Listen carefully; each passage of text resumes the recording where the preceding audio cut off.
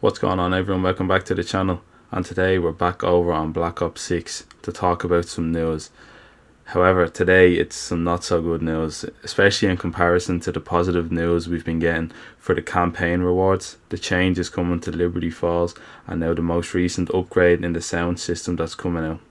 As we all know, Black Ops 6 has been strongly advertised to us that it's accessible to users through Game Pass, which it still is. But since it's been announced on Game Pass, we've been hit with what I like to call codflation.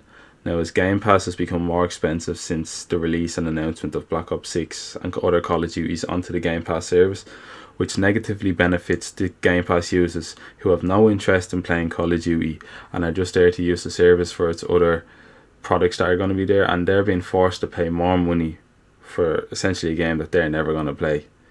And there was also an option to subscribe to Game Pass for $1 or €1.50 for a 2-week trial, which for the users who weren't sure about going on to buy Black Ops 6, they were going to use this $1, $1.50 cheapest chips to go on and play the game for 2 weeks, see what they felt, and if they liked it they were going to go on and buy it.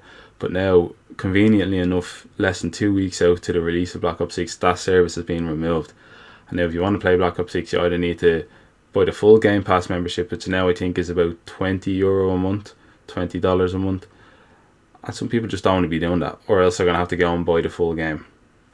Now, don't get me wrong, this can also have its positives, as it's going to stop people from bypassing essentially Call of Duty's skill-based matchmaking by stopping their ability to create a new account, a burner account, and then session join them lobbies to get their main account, hop on, get nukes, destroy the lobbies essentially.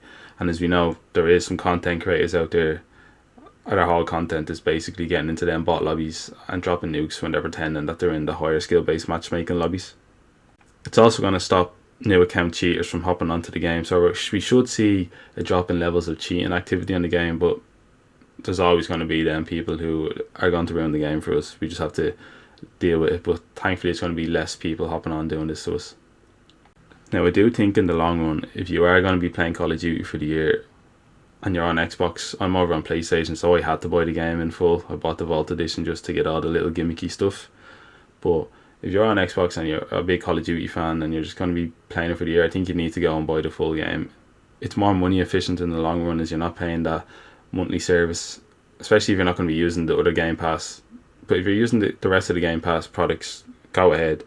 You may as well get it. You're getting Call of Duty essentially for free if you're already using Game Pass. But if you're not going to really use the Game Pass service, I think you need to just essentially just buy the game in full.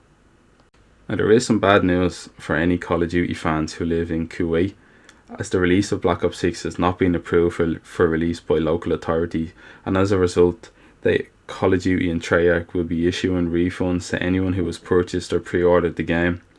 And they said that they're going to remain hopeful that the game will eventually be approved for the release by local authorities, but we just have to wait and see for this.